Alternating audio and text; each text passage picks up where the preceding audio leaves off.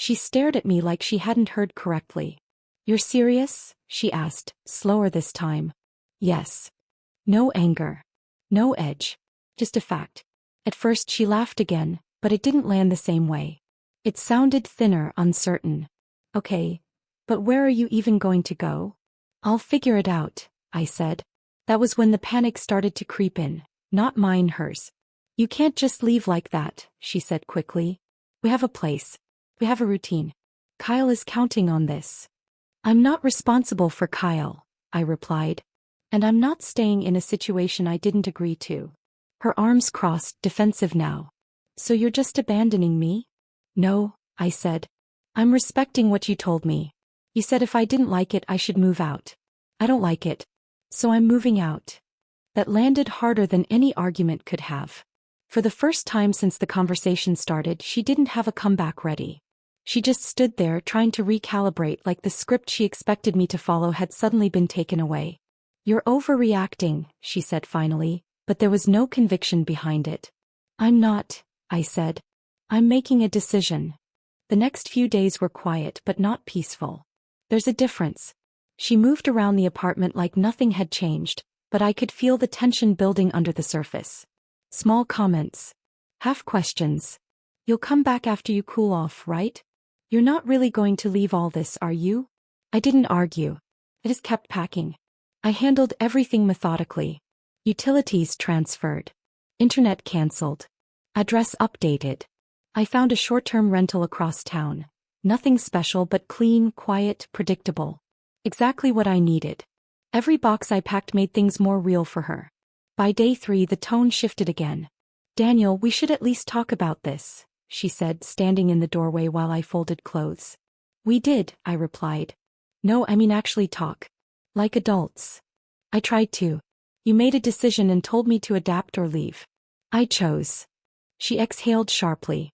"You're being stubborn. And you're being dismissive," I said, still not raising my voice. That was the pattern. She pushed. I didn't engage beyond facts. By the end of the week, the confidence she had at the start was completely gone. "What am I supposed to do about rent?" she asked one night, finally saying the quiet part out loud. That was the moment everything became clear. "This isn't about Kyle," I said. "It's about you assuming I would carry the weight." "That's not fair," she snapped. "It's accurate." She didn't respond. 2 days before I left, Kyle showed up early. No warning. No conversation. Just a duffel bag dropped by the door like it had always belonged there. He gave me a casual nod. "Hey man. Melissa said I could take the second room." "She did," I said. He didn't notice the boxes stacked along the wall. Or maybe he didn't care. Melissa hovered behind him, watching me carefully, like she was still hoping I'd change course at the last minute. I didn't. The morning I left, the apartment was quiet. Not tense this time, just empty in a different way. I carried the last box to my car, went back inside and took one final look around. Melissa stood near the kitchen, arms wrapped around herself. "You're really doing this," she said. "I already did," I answered. She shook her head. "I didn't think you'd actually go through with it." "That's the difference," I said. "I don't say things I don't mean." For a second it looked like she might say something else. Something real, something honest. But she didn't. So I picked up my keys and walked out. No slammed doors. No final argument. Just an ending. The first night in the new place was quiet in the way I'm used to. No tension. No negotiations. No unspoken expectations waiting around the corner. Just silence. And for me that wasn't emptiness. It was clarity. A week later she texted.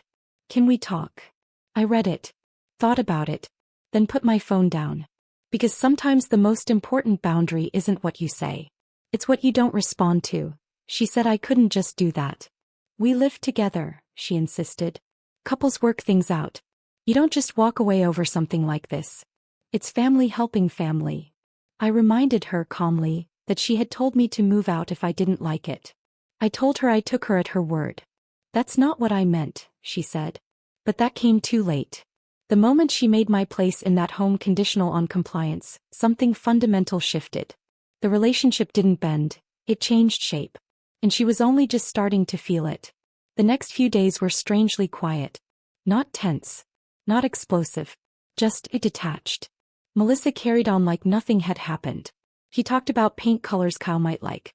She complained about how cramped things would feel with 3 people, then followed it with, "That's just part of being an adult." She even asked if I could help move some of Kyle's stuff later in the week. I didn't engage. I had already sent the lease termination notice the same night she gave me the ultimatum. Everything was in writing, clean, direct, procedural. No drama, no announcement. Just action.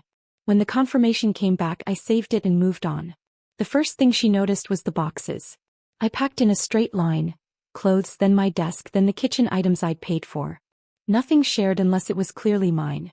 Everything labeled, stacked neatly in the corner. "What are you doing?" she asked like it wasn't obvious. "Getting ready to move out." She laughed. "You're being petty. You're just trying to scare me." She said I'd cool off. That I always did. That I'd change my mind. Then she pivoted. "Kyle had nowhere else to go," she said. "It would be heartless to leave them over money." "That's not what this is about," I told her. "It's about being told how my home works and how my money is spent without my input." She rolled her eyes. "You're overthinking it. Just be supportive." That night, she gave Kyle our address and told him to start bringing things over early. That's when it became clear she genuinely believed I was bluffing. So I stopped talking about it. I booked the movers. Paid the deposit. Locked in the date. Quietly. The first crack showed up when the utility transfer email hit her inbox. At first it was small questions. "You're really taking your name off the lease?" "Yes." "Did you actually talk to the landlord?" "It's already done." Then came the timing. "When are you leaving?" I gave her the date. That's when her tone changed. The ease disappeared. Everything got sharper. "You're blindsiding me," she said. "I thought you were just blowing off steam. People don't make decisions like this without talking." "I tried to talk," I said. "You gave me an ultimatum." I didn't mean it literally. That was the part that stood out. Not regret, just frustration that I had believed her. Kyle started moving in before I was even gone. Boxes in the living room. A mattress against the wall. He nodded at me like I was already a guest in my own place. So I adjusted. I stopped using the common areas. Kept to the bedroom. Kept things simple. "Why are you being so cold?" Melissa asked. "You're making this awkward on purpose." "I'm not," I said. "I'm stepping back." The first night Kyle stayed over, she tried something different. "Rent's going to be tight," she said carefully. "Kyle's looking for work, but it might take time. Maybe we can revisit how we split things." That was the first time she asked instead of told. "My finances aren't part of this anymore," I said. She stared at me like that didn't compute. "You'd really leave me to deal with this alone?" "You made the decision alone," I replied. "So yes." That was when she cried. Not loudly. Not dramatically. Just enough to show the pressure had finally reached her. But it wasn't about me. It was about reality catching up. By morning the tears were gone. Replaced with anger. Familiar, controlled, easier to use. "You're abandoning me," she said. "You're choosing money over love. You're really going to leave my brother like this?" I listened. Then I answered the same way I had from the start. "I'm not leaving you because of money. I'm leaving because you made a decision for both of us and expected me to accept it." She shook her head like I was the one who didn't understand. But by then, understanding didn't matter anymore. The decision had already been made that I didn't argue with any of it. I was finishing the last of my packing. Books, the clothes still hanging in the closet, the knife set I'd bought when we first moved in. I left anything that was truly shared. I wasn't trying to win anything. I just wanted a clean exit. Melissa hovered nearby, throwing comments over her shoulder. "Kyle feels uncomfortable with all this tension. This isn't fair to him. You're creating instability in the household." That word again, household, like I still belonged to it. I reminded her, calmly, that she had already redefined that the moment she decided who would live there and who would pay without me. "You told me to leave if I didn't like it," I said. "I'm doing exactly that." She snapped that I was twisting her words. So I asked her one question. "If I had agreed to everything, would you call it twisting, or compromise?" She didn't answer. That afternoon, the property manager called to confirm the final walkthrough. Melissa heard enough of the conversation to understand what it meant. When I hung up, she asked if there was any way to stop it. "No," I said. That was the first time she looked genuinely scared. Kyle, meanwhile, had already settled in. Dishes left in the sink. Fuse by the door. Sitting on the couch like it had always been his. Asking Melissa what was for dinner like it was expected. I watched it happen in real time. The shift from helping family to carrying someone. That night she tried one more time. We can talk about boundaries again, she said. Maybe Kyle can contribute later. Maybe this doesn't have to end us. It already did, I told her. The moment my place in my own home became conditional, there was no version of this that felt safe anymore. The movers were scheduled for the following week. That's when the panic really started. They showed up Tuesday morning. Melissa still thought it was a bluff. Right up until strangers walked in and started taking furniture apart. The first box rolled out on a dolly and everything changed. Can we talk? She asked quickly. We stepped into the bedroom. I closed the door. Her voice softened immediately. This is getting out of hand. I didn't think you'd actually leave. But I thought you loved me enough to adjust. Love isn't giving up control over your own life, I said. And I don't stay where my housing and finances are used as leverage.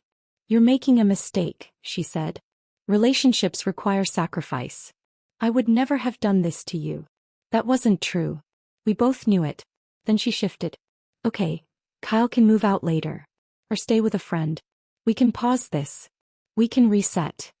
I looked at her. Why did those options only show up once I started leaving? She didn't have an answer. When I walked back into the living room, Kyle was on the couch, scrolling through his phone while the movers worked around him.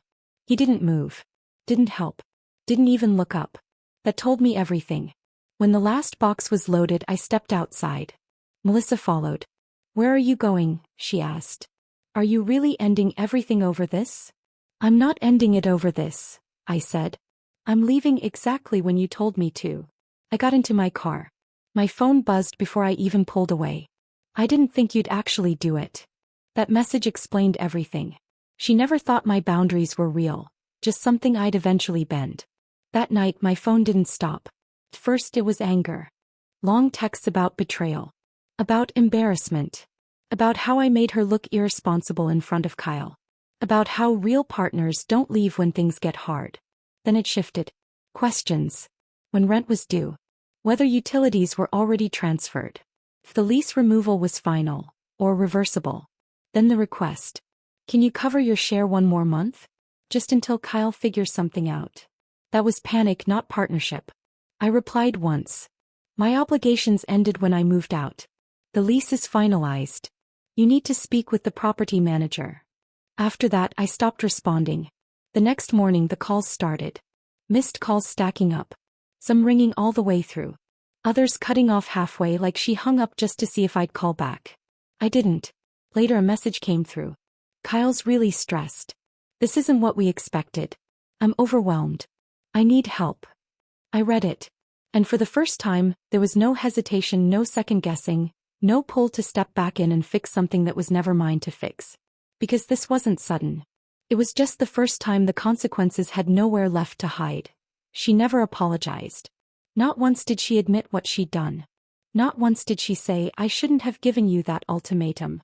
Everything was framed as bad luck, stress, things getting out of hand. Never consequences. Never responsibility. 2 days later she showed up at my new place without warning. I didn't open the door. She stood in the hallway crying, her voice muffled through the wood. She said she made a mistake. That she hadn't thought things through. That she was scared. That Kyle wasn't helping and everything was falling on her. I listened. And when she finished, I told her calmly that I was sorry she was struggling, but I wasn't coming back. I told her I couldn't live with someone who treated my stability like something negotiable. Like something she could threaten to control me. He asked if that was really it. I said yes. She slid down against the wall and cried harder. I could hear it long after she left. It stayed with me that night, but it didn't change anything. Because panic doesn't undo disrespect. And fear isn't the same as accountability. Over the next week things unraveled fast. Her messages changed. Less emotion, more desperation. Screenshots of bills. Rent reminders. Utility balances stacking up. She said the apartment felt too big now. Too quiet. That Kyle slept all day and stayed up all night. That he kept promising to find work, but never actually did. She said she felt trapped. That word hit differently now. This was the same apartment she told me I could leave if I didn't like her rules. The same flexibility she used as leverage. Now it was closing in on her. She asked if I could at least come talk to Kyle. Said he respected me. That maybe I could motivate him. That was the moment I fully stepped back. I reminded her I was never his parent. Never his provider. Never his safety net. She chose that arrangement. I respected her choice by removing myself from it. She said she felt abandoned. I told her she was feeling consequences. Around that time I heard from a mutual friend that Kyle had already started telling people the apartment was basically his. That he planned to stay long-term. That Melissa had agreed to support him, until he figured things out. Temporary. That word again. The property manager called me soon after to confirm everything was finalized. My name was completely off the lease. Clean break. No loose ends. I archived the confirmation and moved on. 10 minutes later Melissa called. This time no anger. No tears. Just bargaining. She said she was overwhelmed. That she made a mistake pushing me. That she didn't expect things to fall apart so quickly. She asked if I could help just temporarily until Kyle got a job. I almost smiled. I told her that word, temporary, was exactly how this started. And exactly why I wasn't coming back. She asked what she was supposed to do now. I gave her the same answer she gave me. Figure it out. Silence. Heavy. Final. Later, I heard she'd been telling people she never thought I would actually leave. That she believed threatening my housing would scare me into staying. That I'd argue or compromise or fold. But I didn't. And that's what broke the entire situation. She built her plan on one assumption, that I would stay no matter what. That I would keep paying. Keep adjusting. Keep absorbing whatever she decided. The moment I didn't, everything collapsed. Bills became real. Responsibility landed where it belonged. And Kyle didn't magically become independent just because she needed him to. By the end of the week she was talking about breaking the lease. I didn't feel guilty. Because I didn't abandon her. I left a situation where my consent didn't matter. I didn't punish her. I accepted her ultimatum exactly as it was given. No arguing. No escalation. Just action. That's the part people misunderstand. Walking away isn't always dramatic. Sometimes it's quiet. Methodical. Final. So if there's any lesson in all of this, it's simple. When someone uses ultimatums, take them seriously. When someone treats your stability like leverage, remove it. And when someone tells you to leave, don't fight to stay. I said, understood. And for the first time in that relationship I meant it.